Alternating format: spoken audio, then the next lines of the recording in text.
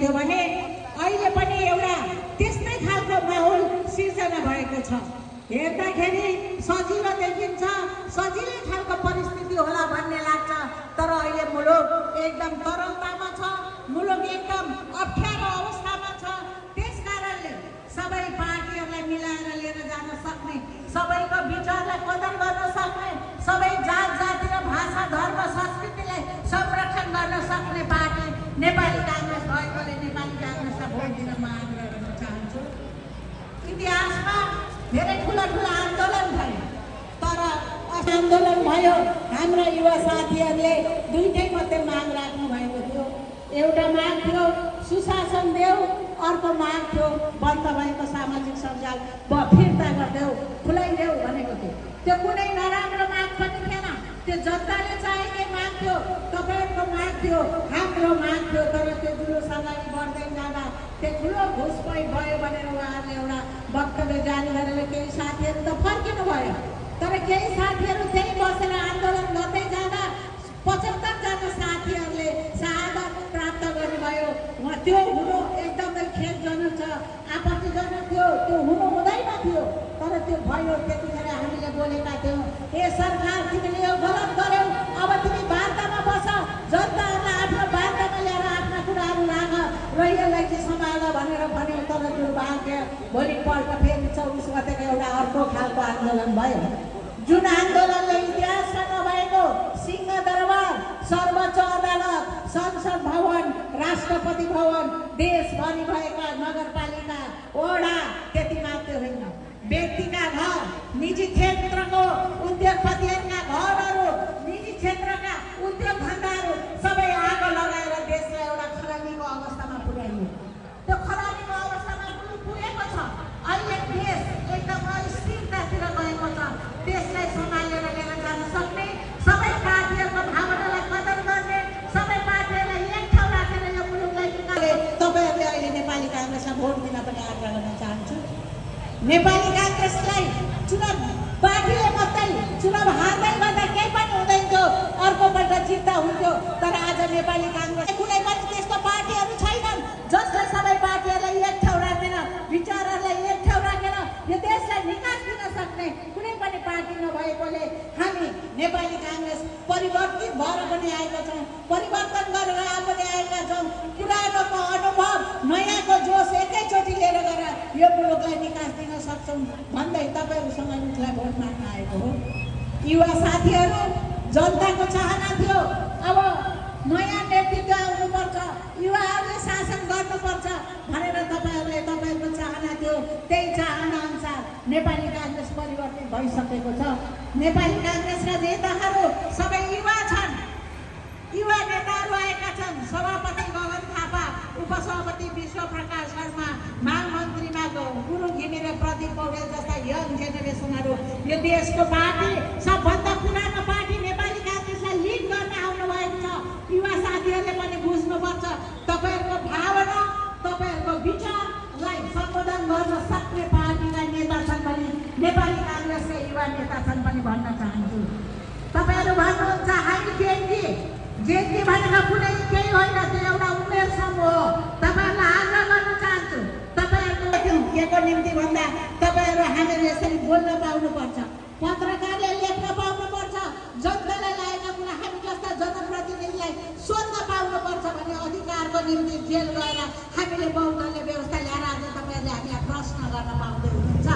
त्यसकारणले युवा साथीहरूलाई भन्न चाहन्छु, तपाईँहरूले राखेको प्रश्नको उत्तर, तपाईँहरूले राखेको विचारको बहस, तपाईँहरूको भावनालाई कदर गरेर बहस गरेर अगाडि लिएर जान सक्ने तागत भएका नेताहरू नेपाली काङ्ग्रेसमा छन्। नेपाली काङ्ग्रेसको इतिहास हेर्दा धेरै अनुभव प्राप्त नेताहरू छन्। राष्ट्र अन्तर्राष्ट्रिय परिस्थितिले सम्हाल्न सक्ने र विश्वास गरेका नेपाली काङ्ग्रेसका सिनियर नेता छन् भने अहिलेको परिस्थिति, अहिलेको अन्तर्राष्ट्रिय स्थितिलाई सम्हालेर लिएर जाने एउटा युवा नेतृत्व पनि नेपाली काङ्ग्रेसमा छ। पुरानोको अनुभव, नयाँको जोसलाई साथमा लिएर नेपाली काङ्ग्रेस अगाडि बढ्छ र युवाहरूको भावनालाई लिएर अगाडि बढ्ने तागत भएको पार्टी काङ्ग्रेस छ। तपाईँहरूले राख्नुहुन्छ शिक्षा नीति कसरी बनाउने, स्वास्थ्य नीति कसरी बनाउने, कृषकहरूले उत्पादन गरेका कुरालाई कसरी चाहिँ यो देशमा बजारीकरण गर्ने भन्ने कुराहरू तपाईँहरूको चाहना छ। त्यो कुरालाई बहसमा ल्याएर छलफल गरेर तपाईँहरू सँगै बसेर दुईतिर बसेर छलफल गरेर त्यसलाई सरकारले लागू गरेर त्यसैलाई कानुनमा परिवर्तन गर्ने विधेयकहरूलाई संशोधन गरेर यो मुलुकलाई भ्रष्टाचार मुक्त सरकार बनाउने ताकत भएको नेताहरू पनि काङ्ग्रेसको भएको हुनाले काङ्ग्रेसमा भोट माग्न आएको छु। अहिले एक भोट हो, मेरो एक भोट, म पार्टीमा छु तर म भोट एउटा परिवर्तन गर्छु भनेर भन्दै हुनुहुन्छ साथीहरू। तपाईँहरूलाई आग्रह गर्न चाहन्छु म एउटा भोट तपाईँको लागि एउटा हुन्छ होला तर त्यो एउटा भोटले यो देशको भविष्य निर्माण गर्छ, यो देशको भविष्यको रेखाहरू कोर्छ। त्यो एक भोट आज हार्दै गर्दा कुनै नेताको रिसले कुनै साथीहरूको रिसले त्यो भोट अर्कोतिर हाल्नुभयो भने यो मुलुक भोलि युक्रेन भयो भने कसले बचाउन सक्छ त्यो पनि सोच्नु होला भनेर पनि आग्रह गर्न चाहन्छु।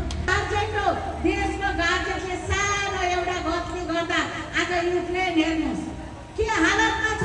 त्यस कारणले कुनै साथीहरूको रिसले कुनै नेताहरूको रिसले कुनै घरको सानो औलो घर पल्लो घरको झगडाले म पार्टीमा रहे पनि मत परिवर्तन गर्छु भनेर गर्नुभयो भने आजको दिन तपाईँले भोट हाल्दा तपाईँलाई रमाइलो लाग्ला तर त्यसदेखि सुरु भएको दिन इतिहासले तपाईँहरूलाई सम्झना गराउँछ। जुन दिन यो देशमा यस्तो अराजक स्थिति हुन सक्छ त्यो बेला तपाईँले टाउकोमा हात लाएर सोच्नु पर्नेछ। त्यस कारणले म आग्रह गर्न चाहन्छु जुन पार्टीमा हुनुहुन्छ साथीहरू मत परिवर्तन नगर्नुहोस्, त्यही पार्टीलाई भोट हाल्न पनि आग्रह गर्न चाहन्छु। म पार्टीमा हिँड्ने पार्टीमा लाग्ने पार्टीको हो भन्ने तर जुन दिन पार्टीलाई आवश्यक पर्छ त्यो दिन मेरो एउटा भोट केही पनि हुँदैन भनेर नभनिदिन पनि आग्रह गर्न चाहन्छु। त्यस्तै गरेर महिलाको चलाउन पाउनुपर्छ। वडा अध्यक्षहरू सांसद बनेर मन्त्री प्रधानमन्त्री बनाएर मुलुक हाल्न सक्नुहोस् भन्ने कानुन पनि लिएर महिलाहरूलाई पनि सम्मान गरेर हामीले आएका छौँ। युवा साथीहरूलाई पनि गरेका छौँ। सबै जात जाति भाषा भाषी आफ्नो परम्परा संस्कृतिलाई जगर्ना गर्न सक्ने पार्टी छ भने काङ्ग्रेस छ भन्दै तपाईँहरूको बिचमा तपाईँहरूकै छोरी तपाईँहरूकै बहिनी तपाईँहरूकै साथी सरिता पर्साई नेपाली काङ्ग्रेसको प्रत्यक्षको भोट माग्दै आएकी छ। एकचोटि रुखलाई भोट दिन आग्रह गर्छु। त्यस्तै समानुपातिकमा हाम्रा दुईजना युवा साथीहरू हुनुहुन्छ उमा शिवाकोटी र मनमाया विश्वकर्मा। नेपाली काङ्ग्रेसले अहिले हामीलाई महिलाहरूलाई सम्मान गरेको छ। 3 जना उम्मेदवारमा 3जना महिला उम्मेदवार दिएको छ। त्यो पनि समावेशी किसिमले दलित जातिबाट पनि एकजना हाम्रो साथी हुनुहुन्छ मनमाया विक, हामी 2 जना छौँ। म प्रत्यक्ष सरिता पर्साई, अर्को समानुपातिकमा उमा शिवाकोटी। त्यस कारणले महिला दिदीबहिनीहरूलाई जोडसँग हात जोडेर भन्न चाहन्छु तपाईँहरूको बिचमा काङ्ग्रेसले 3जना महिला दिदीबहिनी दिएर पठाएको छ। एकचोटि तपाईँहरूले जोड गरेर रुखमा भोट हालेर महिला दिदीबहिनीहरूलाई पनि त संसद भवनभित्र पठाइदिनलाई आग्रह गर्दै दाजुभाइहरूलाई पनि भन्न चाहन्छु तपाईँहरूका छोरी चेलीहरू तपाईँहरूका बिचमा आएका छन्, उनीहरूलाई सहयोग गरेर जिताइदिन आग्रह गर्न चाहन्छु। त्यस्तै गरेर तपाईँको अगाडि बसेर बोल्दै गर्दा यो अगाडिको बाटो रोहित पर्साई वडा अध्यक्ष हुँदा उनले मलाई एकचोटि ल्याएर देखाएको थियो। देवी मार्गीदेखि कृषि थोक हुँदै यता आउने बाटो देखाएको थियो। सरिता दिदी यो बाटोलाई तपाईँले पैसा हाल्नु पर्यो गाह्रो। अहिले लाखौँ औषधमा लागेर धेरै भयावह स्थिति हुँदा हामीले यसरी दोहोरो बसेर छलफल गर्दा अब युवाहरूलाई कसरी चाहिँ परिवर्तन गर्न सकिन्छ भन्दा एउटा खेलकुदमा लगाएर यिनीहरूलाई सुधार्न सकिन्छ भनेर हामीले खेलकुदलाई पनि पैसा हालेको छौँ। डोमालाई रङ्गशालालाई मैले 2 करोड रुपियाँ हालेर अहिले रङ्गशालाको प्यारामिटर बनेको छ। त्यति मात्रै होइन, यही तपाईँहरूको वडाभित्र पनि मैले धेरै बाटोहरूलाई पैसा हालेको छु, भुट्टाबारीको बाटोहरूलाई पैसा हालेको छु, धेरै काम गरेको छु। यदि तपाईँहरूले अझै जिताएर पठाउनु भयो भने तपाईँहरूको चाहना अनुसार तपाईँहरूको भावना अनुसार तपाईँहरूसँगै सल्लाह गरेर कहिले कहाँ के गर्नुपर्ने छ गर्छु भन्ने प्रतिबद्धता जाहेर गर्दै तपाईँहरू बिचबाट बिदा लिन्छु। धन्यवाद। जय नेपाल।